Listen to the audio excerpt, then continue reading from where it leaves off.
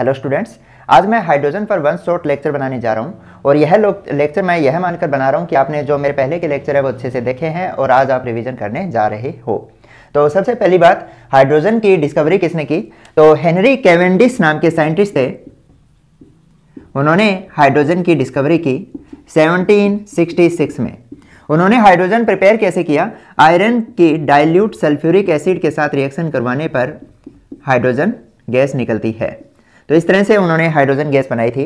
Hydrogen की naming किसने की? एक लेवोजियर नाम के साइंटिस्ट थे। इन्होंने हाइड्रोजन नाम दिया इसको। हाइड्रोजन दो वर्ड से मिलकर बना है, हाइड्रो प्लस जेन। हाइड्रो का मतलब होता है वाटर और जेन का मतलब होता है प्रोड्यूसर। क्योंकि हाइड्रोजन से वाटर बनता है इसलिए इसकी नेमिंग हाइड्रोजन दी गई। अब देखो दूसरा, हाइड्रोजन आपको पता है लाइटेस्ट एलिमेंट है और इसकी जो इलेक्ट्रॉनिक कॉन्फ़िगरेशन होती है 1s1 होती है। यानी इसके पास क्या है? एक प्रोटॉन है और एक ही इलेक्ट्रॉन है। ठीक है, तो अब पहली बात तो ये याद रखनी है आपको, यह यूनिवर्स में जो मोस्ट अबंडेंट एलिमेंट है, यूनिवर्स की मैं बात कर रहा हूं। ठीक है, दूसरा, जो हाइड्रोजन है आपका, इसके 3 आइसोटोप होते हैं। आइसोटोप तो समझते हो ना, जिनका एटॉमिक नंबर सेम हो बट मास नंबर डिफरेंट हो। जैसे आपका पहला है प्रोटियम, इसको ऐसे लिखेंगे। दूसरा है ड्यूटेरियम 1s2 और तीसरा है ट्रिटियम। इनका एटॉमिक नंबर क्या है? सेम है बट मास नंबर क्या है? डिफरेंट है। तो इन्हें हम क्या कहेंगे? आइसोटोप कहेंगे। आपका जो ये प्रोटियम है, ये ड्यूटेरियम है और ये ट्रिटियम है। ट्रिटियम क्या होता है? रेडियो एक्टिव होता है। ये बात ध्यान रखनी है आपको, और बहुत कम अमाउंट में पाया जाता है। और सबसे ज्यादा अमाउंट में कौन सा पाया जाता है? प्रोटियम पाया जाता है। ये आपका 99% के लगभग होता है। ठीक है, 99% के लगभग होगा। दूसरा देखो, आपका जो प्रोटियम है उसमें क्या होगा? एक प्रोटॉन होगा और एक इलेक्ट्रॉन होगा और न्यूट्रॉन इसके अंदर नहीं होता। ठीक है, जो आपका ड्यूटेरियम है इसमें एक प्रोटॉन होगा, एक न्यूट्रॉन होगा और एक ही इलेक्ट्रॉन होगा। आपका ट्रिटियम है, इसमें 1 प्रोटॉन है, 2 न्यूट्रॉन है और इसके अंदर 1 इलेक्ट्रॉन है।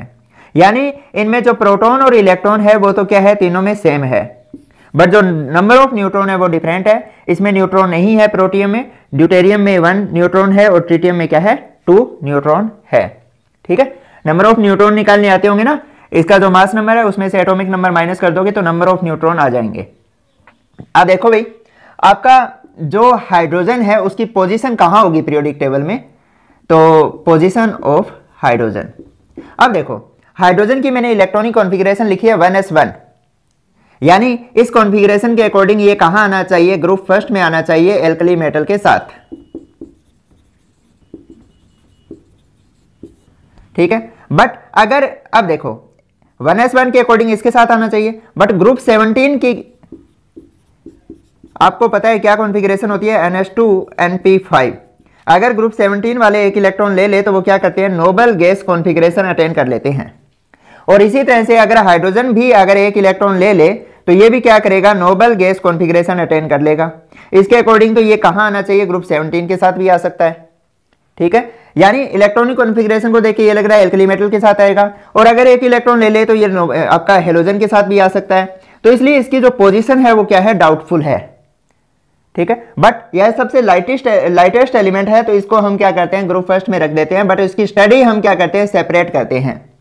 ठीक है, इसलिए आपका हाइड्रोजन क्या है? अलग से ही चैप्टर है। कुछ प्रॉपर्टी और देख लो जो इसकी मिलती जुलती होती है।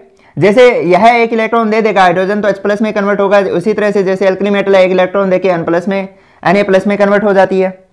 इसी तरह से ग्रुप 17 के साथ इसकी प्रॉपर्टी मिलाए तो हाइड्रोजन एक इलेक्ट्रॉन लेगा तो H- यानी हाइड्राइड बनाएगा, और हेलोजन भी एक इलेक्ट्रॉन लेके क्या बनाते हैं? हेलाइड्स बनाते हैं। और हेलोजन होते हैं वो डाइएटॉमिक फॉर्म में पाए जाते हैं, और हाइड्रोजन है वो भी डाइएटॉमिक फॉर्म में पाया जाता है।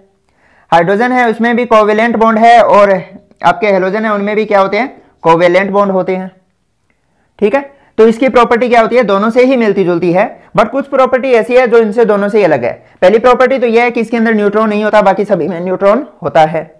दूसरा, अगर यह एक इलेक्ट्रॉन दे दे तो इसका साइज हो जाता है बहुत स्मॉल, 1.5 × 10⁻³ पिकोमीटर, यानी बहुत स्मॉल साइज है। तो इस रिगार्डिंग ये क्या हो गया? सबसे डिफरेंट हो गया। ठीक है, तो इसलिए हम इसे अलग से ही स्टडी करते हैं।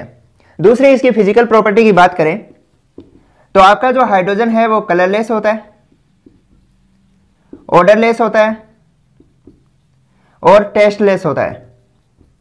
बट ये क्या होता है, कंबस्टिबल गैस है, कंबस्शन होती है इसकी। और इसके अलावा क्या होता है, ये इनसॉल्युबल इन वाटर।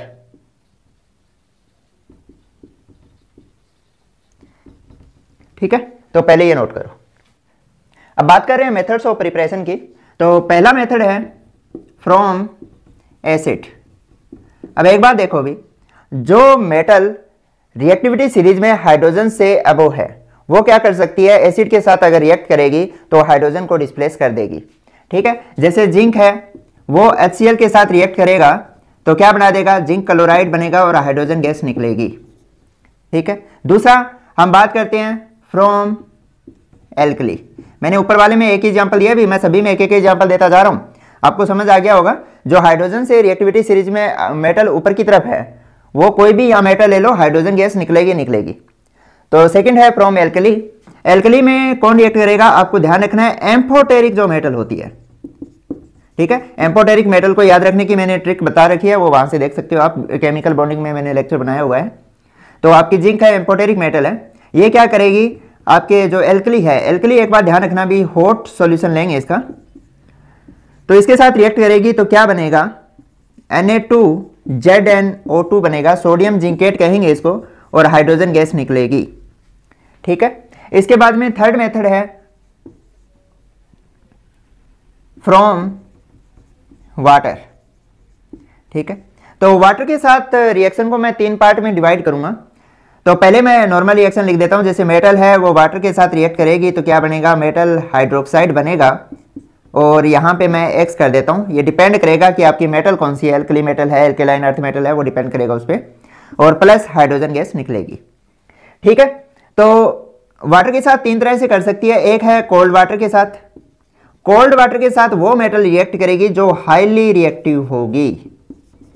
ठीक है, तो इसमें कौन सी आ जाएगी, आपकी एल्कली मेटल आ जाएगी, इसके अलावा कैल्शियम, स्ट्रोंटियम एंड बेरियम आ जाएगा। ठीक है, ये कोल्ड वाटर के साथ रिएक्ट करके हाइड्रोजन गैस दे देगी। इसके बाद में आता है हॉट वाटर। हॉट वाटर के साथ वो रिएक्ट करेगी जो इनके कंपैरिजन में क्या होगी, लेस रिएक्टिव होगी, बट रिएक्टिव होगी। ठीक है, तो इसमें कौन सी आ जाएगी आपकी, जैसे मैग्नीशियम है, ठीक है, एल्यूमिनियम है, जिंक है, तो ये आसानी से क्या करेंगे, हॉट वाटर के साथ रिएक्ट करके हाइड्रोजन गैस दे देंगे। इसके बाद में वो मेटल आएगी जो स्टीम के साथ रिएक्ट करेगी, यानी बहुत ज्यादा मतलब हाई टेम्परेचर पे रिएक्ट करेगी, तो मतलब समझ आ गया होगा, जो लीस्ट रिएक्टिव मेटल है। ठीक है, वो स्टीम के साथ रिएक्ट करेगी, जैसे आपका आयरन हो गया, Sn हो गया और Pb हो गया, ETC। ठीक है, तो ये स्टीम के साथ रिएक्ट करके क्या करती है, हाइड्रोजन गैस देती है। इसके बाद में आ जाता है फोर्थ मेथड फ्रॉम हाइड्रोकार्बन। जैसे मीथेन है, मीथेन की अगर मैं रिएक्शन करवा दूं स्टीम के साथ, ठीक है, 1270 केल्विन के लगभग टेम्परेचर होगा, निकल कैटलिस्ट होगा, तो यहां क्या बनेगा, कार्बन मोनोऑक्साइड और हाइड्रोजन गैस निकलेगी। यह मिक्सर क्या होता है, ऑर्गेनिक कंपाउंड बनाने के लिए यूज होता है, जैसे इससे मिथेनॉल भी बन सकता है। ठीक है, तो इसलिए इस मिक्सचर को हम क्या कहते हैं, सिन गैस कहते हैं, या सिंथेसिस गैस, क्योंकि ऑर्गेनिक कंपाउंड के सिंथेसिस में यूज हो रहा है ना, तो इसलिए इसे हम क्या कहते हैं, सिन गैस या सिंथेसिस गैस कहते हैं, या फिर इसे वाटर गैस भी कहते हैं। ये आपको ध्यान रखना है। ठीक है, तो हाइड्रोकार्बन यहां कुछ भी ले सकते हो आप। इसके बाद में आ जाएगा हाइड्रोकार्बन, समझिए ना, जैसे इथेन, मीथेन, प्रोपेन वगैरह कुछ भी। इसके अलावा एक मेथड और होता है, बोस प्रोसेस कहते हैं उसको। अगर मैं रेड हॉट कोक के ऊपर से स्टीम पास करता हूं, निकल कैटलिस्ट है, टेम्परेचर 1270 केल्विन के लगभग है, तो यहां भी कार्बन मोनोऑक्साइड और हाइड्रोजन गैस बनेगी। इसे हमने क्या कहा, बोस प्रोसेस। ठीक है, इस प्रोसेस को हम कोल गैसिफिकेशन भी कहते हैं। क्या कहते हैं, कोल गैसिफिकेशन। अब अगर मुझे हाइड्रोजन गैस की अमाउंट बढ़ानी हो तो यहां से जो कार्बन मोनोऑक्साइड बना है उसमें से मैं उसके स्टीम और पास कर दूं तो ये किस में कन्वर्ट हो जाएगा, कार्बन डाइऑक्साइड में, और हाइड्रोजन गैस बनेगी। यहां पर हम क्या करेंगे, आयरन क्रोमेट को एज ए कैटलिस्ट यूज करेंगे। ठीक है। और ये जो कार्बन डाइऑक्साइड बनी है, इसकी अगर हम सोडियम आर्सेनाइट सॉल्यूशन से स्क्रबिंग करवा दें तो हमें कौन सी गैस मिल जाएगी? हाइड्रोजन गैस मिल जाएगी। ठीक है, तो इस तरह से हम हाइड्रोजन गैस बना सकते हैं। अब नेक्स्ट है बाय इलेक्ट्रोलाइसिस। तो पहले ये नोट करो आप। तो नेक्स्ट प्रोसेस है इलेक्ट्रोलिसिस। तो सबसे पहले हम इलेक्ट्रोलिसिस करवाएंगे वाटर का। ठीक है, तो वाटर का इलेक्ट्रोलिसिस हम कैसे करवाएंगे? इसमें कुछ अमाउंट में एसिड या बेस डाल देंगे, ट्रेसेस में डालेंगे, यानी बहुत कम अमाउंट में डालना है हमें एसिड या बेस, और प्लेटिनम इलेक्ट्रोड यूज करेंगे। तो होगा क्या भी, केटाइन है कैथोड पे जाएगा, यानी हाइड्रोजन गैस कैथोड से निकलेगी और ऑक्सीजन गैस है वो एनोड से निकलेगी। दूसरा है from warm aqueous solution of barium hydroxide. अगर मैं इसकी इलेक्ट्रोलिसिस करता हूं निकल इलेक्ट्रोड की प्रेजेंस में या निकल इलेक्ट्रोड को यूज करके, तो मुझे हाईली प्योर हाइड्रोजन मिलेगी। यानी जो यहां से हाइड्रोजन मिलेगी वो 99.95% से भी ज्यादा प्योर होगी। ये बात ध्यान रखनी है आपको। तीसरा है, आपने सोडियम हाइड्रोक्साइड बनाने का मेथड देखा होगा, कास्टिक सोडा प्रिपरेशन का, मैंने एस ब्लॉक में एक्सप्लेन कर रखा है उसको। तो उस प्रोसेस के दौरान as a by product hydrogen gas निकलती है। उसमें हमने क्या लिया था? Brine solution. सोडियम क्लोराइड के वाटर के अंदर जो सॉल्यूशन है उसे हम क्या कहते हैं? Brine solution. इस ब्राइन सॉल्यूशन की अब हम इलेक्ट्रोलिसिस करते हैं तो यहां से सोडियम हाइड्रोक्साइड बनेगा। इसके अलावा क्या बनेगी? क्लोरीन बनेगी और हाइड्रोजन गैस बनेगी। ठीक है, तो ये जो बाय प्रोडक्ट इस प्रोसेस में क्या बनती है? हाइड्रोजन गैस बनती है। डिटेल में देखना है तो इस ब्लॉक में देखो इसको। ठीक है, कास्टिक सोडा बनाने का मेथड था। इसे सोडियम हाइड्रोक्साइड को हम क्या कहते हैं? कास्टिक सोडा भी कहते हैं। इसके अलावा और क्या हो सकता है? हाइड्रोलिथ नाम सुना होगा आपने। कैल्शियम हाइड्राइड को हम क्या कहते हैं? हाइड्रोलिथ कहते हैं। और अगर मैं इसकी हाइड्रोलिसिस कर दूंगा तो कैल्शियम हाइड्राइड को हम क्या कहते हैं? हाइड्रोलिथ। और इसके हाइड्रोलिसिस करता हूं तो कैल्शियम हाइड्रोक्साइड बनेगा और हाइड्रोजन गैस निकलेगी। इसके अलावा सोडियम हाइड्राइड की मैं हाइड्रोलिसिस करता हूं तो सोडियम हाइड्रोक्साइड और हाइड्रोजन गैस बनती है। ठीक है, तो ये कुछ मेथड थे हाइड्रोजन बनाने के। इसमें से क्या होता है कि आपका जो पेट्रोकेमिकल से 77% हाइड्रोजन ऑब्टेन की जाती है और कोल से 18% हाइड्रोजन ऑब्टेन की जाती है और इलेक्ट्रोलिसिस के द्वारा 4% हाइड्रोजन ऑब्टेन की जाती है और अदर सोर्सेज से 1% हाइड्रोजन ऑब्टेन की जाती है। ये एनसीईआरटी में डेटा गिवन है, वो लिखवा दिया मैंने, नोट करो। नेक्स्ट हम करने जा रहे हैं डिफरेंट फॉर्म ऑफ हाइड्रोजन। तो पहले हम डिस्कस कर रहे हैं बेस्ड ऑन रिएक्टिविटी। रिएक्टिविटी के बेस पे मैं हाइड्रोजन को 3 पार्ट में डिवाइड करूंगा। पहला है, ए पार्ट है एटॉमिक हाइड्रोजन, दूसरा बी पार्ट है नेसेंट हाइड्रोजन और सी पार्ट है एडजॉर्ब्ड हाइड्रोजन, या फिर इसे ओक्लूडेड हाइड्रोजन भी बोल देते हैं, ओक्लूडेड हाइड्रोजन। ठीक है, क्या लिखोगे? एडजॉर्ब्ड या ओब्लिक ओक्लूडेड हाइड्रोजन। तो एटॉमिक हाइड्रोजन कौन सी होती है? अभी जैसे हाइड्रोजन है उसको मैं बहुत ज्यादा हाई टेम्परेचर पे हीट दूंगा तो यह डिकम्पोज होके हाइड्रोजन एटम में कन्वर्ट हो जाएगी। इसे हम क्या कहेंगे? Atomic hydrogen. ये प्रोसेस क्या होता है? एंडोथर्मिक होता है। अब एटॉमिक हाइड्रोजन के पास क्या होता है? 1s1 इलेक्ट्रॉन है, तो ये हाईली रिएक्टिव होगा। हाईली रिएक्टिव है तो ये रिएक्शन कैसे करेगा? या तो बाय लूजिंग इलेक्ट्रॉन, लूज करके इलेक्ट्रॉन करेगा तो ये किस में कन्वर्ट हो जाएगा? H+ में, या फिर बाय गेनिंग इलेक्ट्रॉन, गेन करेगा तो H- में कन्वर्ट हो जाएगा, या फिर बाय शेयरिंग इलेक्ट्रॉन। ठीक है, तो ये स्टेबल होना चाहिए, इस तरह से ये रिएक्ट करेगा। तो इसके बाद में आता है नेसेंट हाइड्रोजन। नेसेंट हाइड्रोजन बनता है बाय केमिकल रिएक्शन। ठीक है, जैसे आपका जिंक है, जिंक को मैंने रिएक्ट करवा दिया सल्फ्यूरिक एसिड से, तो यहां पे क्या बनेगा? जिंक सल्फेट बनेगा प्लस नेसेंट हाइड्रोजन बनेगा। नेसेंट हाइड्रोजन क्या अनस्टेबल है तो ये रिएक्ट करके किसकी फॉर्म में निकल जाएगा? हाइड्रोजन गैस की फॉर्म में निकल जाएगा।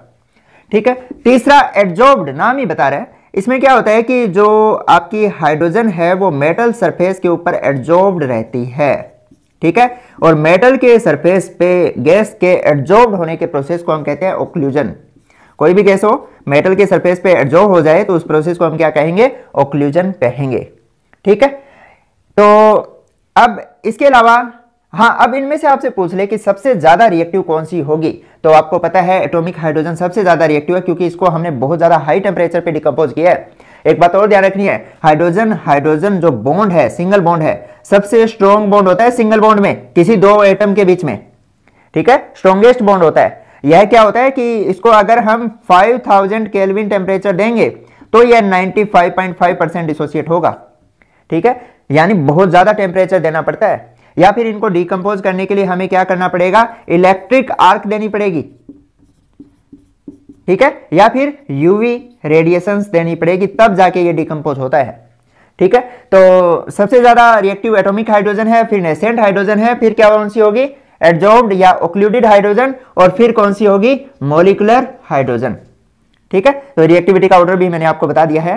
तो आप ऐसे लिख सकते हो जैसे ए सबसे ज्यादा रिएक्टिव, फिर बी, फिर सी, और सबसे कम मॉलिक्यूलर हाइड्रोजन डी। इसके अलावा न्यूक्लियर स्पिन के बेस पर भी हम इसको क्लासिफाई कर सकते हैं, या फिर इसको हम कहते हैं एलोट्रोफ ऑफ हाइड्रोजन। क्या कहते हैं, एलोट्रोफ ऑफ हाइड्रोजन। अब देखो आपका जो ये हाइड्रोजन मॉलिक्यूल की बात हो रही है अभी, जैसे हाइड्रोजन मॉलिक्यूल है ये वाला, इसमें क्या होता है, ये न्यूक्लियस है, ठीक है, और न्यूक्लियस में होता है प्रोटॉन। क्या होता है, प्रोटॉन। अगर ये प्रोटॉन सेम डायरेक्शन में, दोनों हाइड्रोजन एटम के जो मॉलिक्यूल में एसोसिएटेड है सेम डायरेक्शन में स्पिन कर रहे हैं, तो उसे हम कहेंगे ऑर्थो हाइड्रोजन, ठीक है। और अगर ये जो ये न्यूक्लियस है, इसमें प्रोटॉन है, ये अपोजिट डायरेक्शन में कर रहा है, यानी एक इस डायरेक्शन में एक इसमें, एक क्लॉकवाइज दूसरा एंटी क्लॉकवाइज, तो इसको हम क्या कहेंगे, पैरा हाइड्रोजन, ठीक है। तो अब देखो, अब ऑर्थो हाइड्रोजन है, उसमें जो प्रोटॉन है वो सेम डायरेक्शन में स्पिन कर रहे हैं, तो इसमें रिपल्सन ज्यादा होगी। रिपल्सन ज्यादा होगी तो इसकी जो इंटरनल एनर्जी है वो क्या होगी, ज्यादा होगी। क्या है ये, इंटरनल एनर्जी। अब एक बात और ध्यान रखना, पैरा है वो लार्ज अमाउंट में पाया जाता है लो टेम्परेचर पे, ठीक है, और ऑर्थो है वो लार्ज अमाउंट में मिलेगा हाई टेम्परेचर पे, ठीक है। यानी मैं यहां लिख देता हूं ऑर्थो हाइड्रोजन और ये पैरा हाइड्रोजन है। अगर मैं टेम्परेचर रखता हूं 25 डिग्री सेल्सियस, तो आपका 75% तो होगा ऑर्थो हाइड्रोजन और 25% होगा पैरा हाइड्रोजन। और मैं कर दूं इसको 20 केल्विन, केल्विन में ले गया मैं, ठीक है, ये डिग्री सेल्सियस में था, तो ये 100% हो जाएगा पैरा।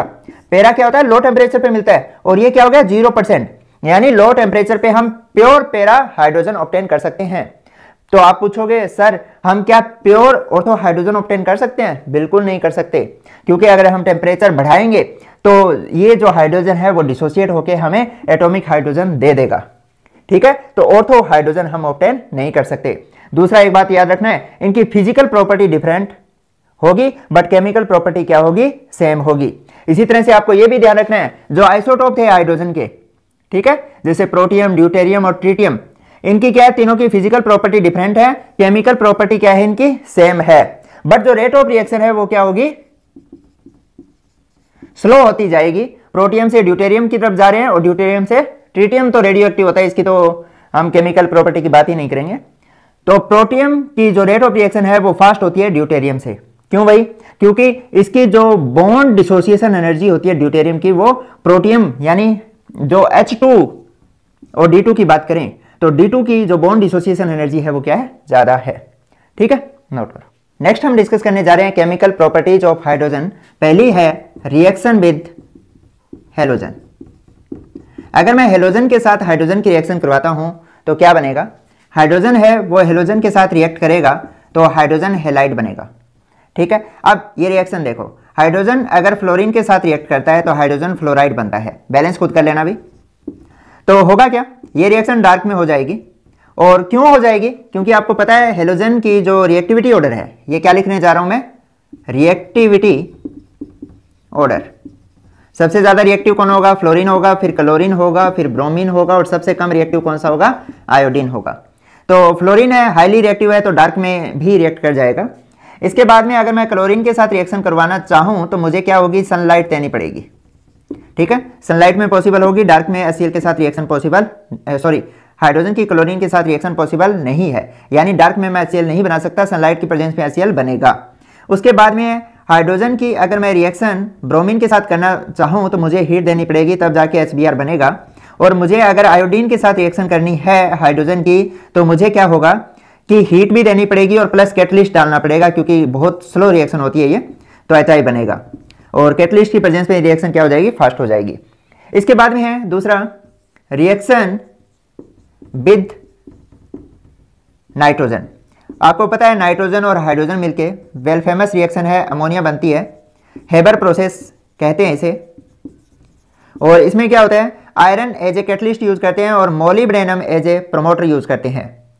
ठीक है, आज के टाइम में क्या करते हैं, आयरन का ऑक्साइड यूज करते हैं।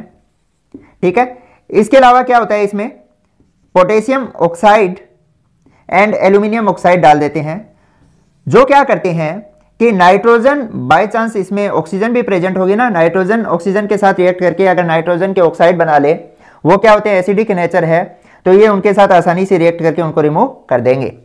ठीक है, नेक्स्ट है रिएक्शन विद ऑक्सीजन। अब एक बात और ध्यान रखना भी, ये रिएक्शन है वो एक्सोथर्मिक होगी। ऑक्सीजन के साथ भी जो इसकी रिएक्शन होती है वो क्या होती है, एक्सोथर्मिक होती है। ठीक है, इलेक्ट्रिक आर्क की प्रेजेंस में करते हैं ये रिएक्शन, ये भी क्या होगी, हाईली एक्सोथर्मिक होगी। इसके अलावा reaction with metal ion and metal oxide. देखो भी जैसे प्लेडियम है, प्लेडियम हाइड्रोजन के साथ रिएक्ट करेगा तो ये प्लेडियम आयन था, प्लेडियम में कन्वर्ट हो जाएगा और इसका रिडक्शन हो जाएगा, सॉरी हाइड्रोजन का ऑक्सीडेशन हो जाएगा और प्लेडियम का ये क्या करवा देगा, रिडक्शन करवा देगा। अब एक बात ध्यान रखनी है कि जैसे जो मेटल आयरन से कम रिएक्टिव होती है, यानी लेस रिएक्टिव देन आयरन, उनका हाइड्रोजन क्या कर देगा, आसानी से रिडक्शन करवा देगा। लेस रिएक्टिव देन आयरन कहाँ लिखा हुआ है, आपकी एनसीईआरटी में लिखा हुआ है। ठीक है, या फिर आप ये देख लो जो आपकी रिएक्टिविटी सीरीज है उसमें जो मेटल हाइड्रोजन से नीचे है, ठीक है, उनका हाइड्रोजन क्या कर सकती है, आसानी से रिडक्शन करवा देगी। ठीक है, इसी तरह से कोई मेटल ऑक्साइड हो, जैसे आपका कॉपर ऑक्साइड है, वो हाइड्रोजन के साथ रिएक्ट करेगा तो कॉपर का ये आसानी से क्या करवा देगी, रिडक्शन करवा देगी और खुद ही ये क्या हो जाएगा, ऑक्सीडाइज हो जाएगा। ठीक है, इसके अलावा और कौन सी रिएक्शन हो सकती है अभी, हाइड्रोजिनेशन रिएक्शन। हाइड्रोजिनेशन, अब देखो भी हाइड्रोजिनेशन रिएक्शन का एग्जांपल क्या देंगे, जैसे CH2 डबल बॉन्ड CH2 है, यह हाइड्रोजन के साथ अगर रिएक्ट करवाएं निकल, प्लेटिनम या फिर प्लेडियम कैटलिस्ट की प्रेजेंस में, तो ये किस में कन्वर्ट हो जाएगा, एल्केन में कन्वर्ट हो जाएगा। एल्किन एल्केन में कन्वर्ट हो गया है। इसके अलावा एक रिएक्शन है हाइड्रोफॉर्माइलेशन, इनके बारे में मैं केमिकल प्रॉपर्टी में डिटेल में एक्सप्लेन कर चुका हूं हाइड्रोजन की। तो इसमें क्या होगा, जैसे आपका CH2 डबल बॉन्ड CH2 है, कार्बन मोनोऑक्साइड है प्लस हाइड्रोजन है, ये एक तरह से क्या होगी, सिंगेस होगी ना आपकी, तो क्या बनेगा इसमें CH3 CH2 CHO एल्डिहाइड बनेगा। इसका फर्दर अगर हम रिडक्शन करवा दें जो भी कैटलिस्ट है निकल वगैरह की प्रेजेंस में, तो ये किस में कन्वर्ट हो जाएगा, एल्कोहल में कन्वर्ट हो जाएगा। ठीक है, तो ये रिडक्शन हो गया। इस तरह से क्या हुआ, इस प्रोसेस को हम क्या कहते हैं, एल्डिहाइड बनने के प्रोसेस को एल्किन से कार्बन मोनोऑक्साइड और हाइड्रोजन की प्रेजेंस में हाइड्रोफॉर्माइलेशन कहेंगे। इसके अलावा क्या हो सकता है, जो आपका वेजिटेबल ऑयल है उसमें से अगर मैं हाइड्रोजन गैस पास कर दूं तो क्या बन जाएगा, वेजिटेबल फैट बनेगी, या वनस्पति घी भी बोलते हैं। ठीक है, तो वनस्पति घी बनाने के लिए भी हाइड्रोजन गैस का यूज करते हैं। तो साथ साथ यूज भी बता देता हूं, इसका यूज क्या हो गया, एक तो आपका यहाँ पे है अमोनिया बनाने में यूज हो रहा है, अमोनिया का कहाँ यूज होगा, फर्टिलाइजर बनाने में यूज होगा, है ना। दूसरा एक रिएक्शन और करवा देता हूं, जैसे आपकी हाइड्रोजन है वो एल्कली मेटल या मैं लिख देता हूं एक्टिव मेटल के साथ रिएक्ट करेगी, किसके साथ, एक्टिव मेटल के साथ। जैसे सोडियम के साथ हाइड्रोजन रिएक्ट करेगी तो क्या बना देगी, सोडियम हाइड्राइड बना देगी। ठीक है, इसी तरह से ये तो कौन सी होगी, एल्कली मेटल का एग्जांपल दिया मैंने।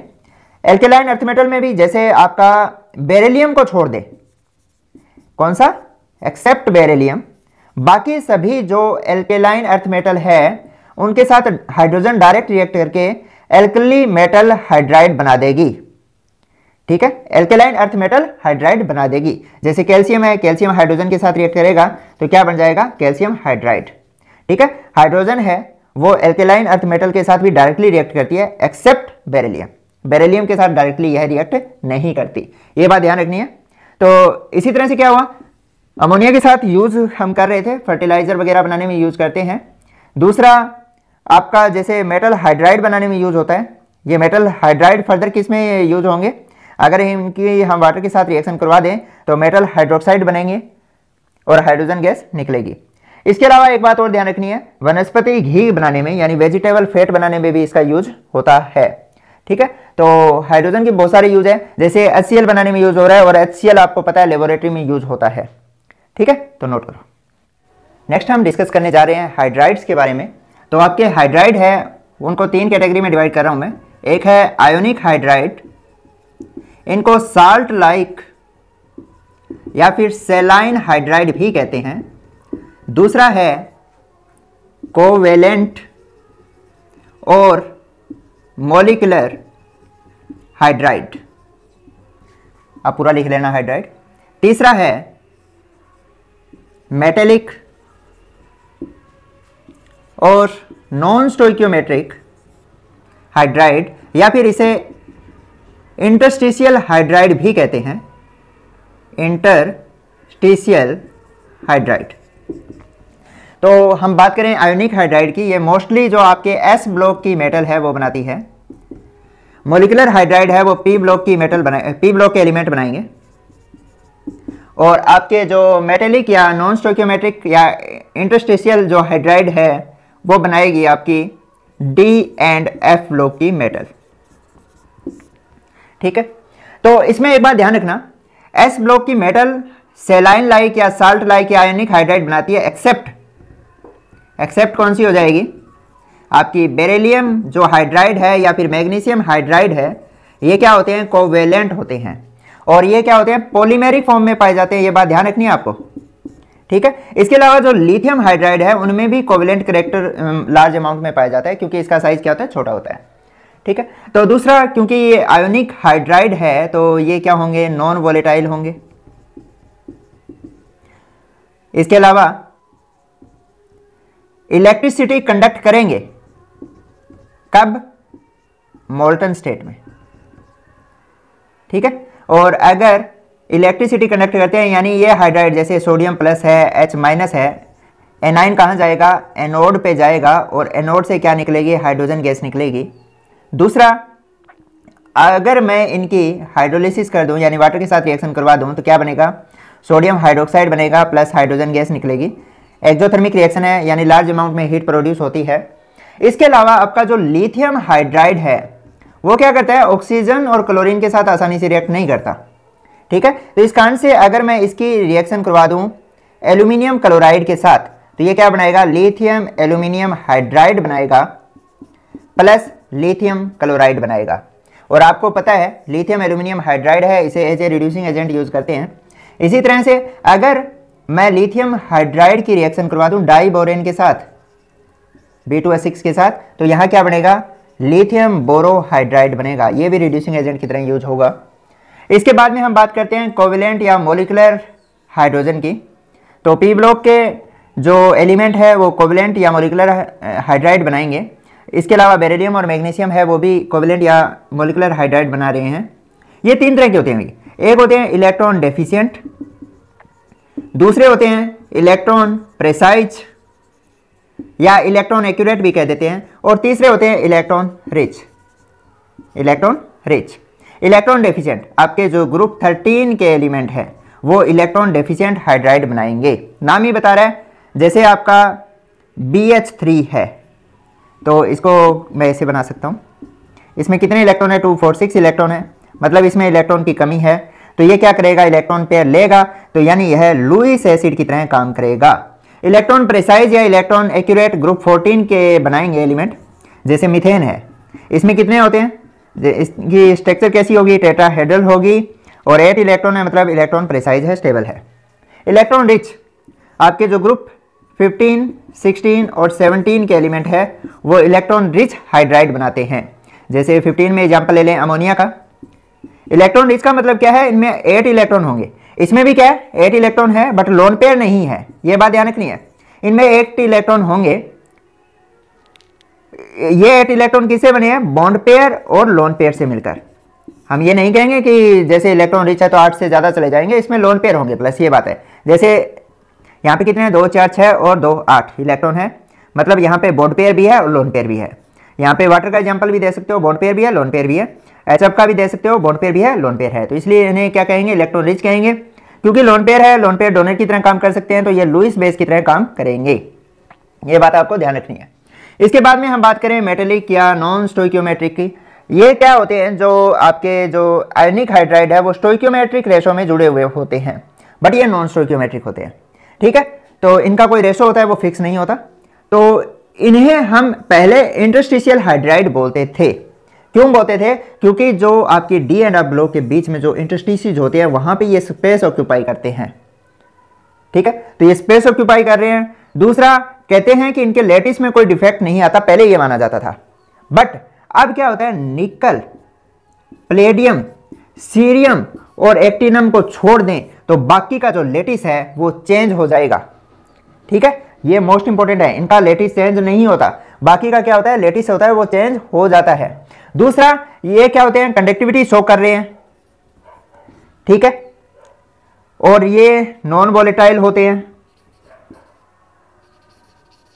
नॉन स्टोइकियोमेट्रिक है। दूसरा, आपका जो प्लेटिनम है और प्लेडियम है वो क्या करते हैं, लार्ज अमाउंट में गैसेज को एब्जॉर्व कर लेते हैं, जिस प्रोसेस को हम क्या कहते हैं, ऑक्लूजन कहते हैं। तो ये लार्ज अमाउंट में अगर हाइड्रोजन को एब्जॉर्व कर ले तो इसे एज ए हाइड्रोजन स्टोरेज भी तो यूज कर सकते हैं, या एज ए एनर्जी सोर्स भी यूज कर सकते हैं, क्योंकि हाइड्रोजन आगे आने वाले फ्यूचर में मेन एनर्जी सोर्स बनने वाला है, क्योंकि इससे लार्ज अमाउंट में क्या होती है, एनर्जी प्रोड्यूस होती है।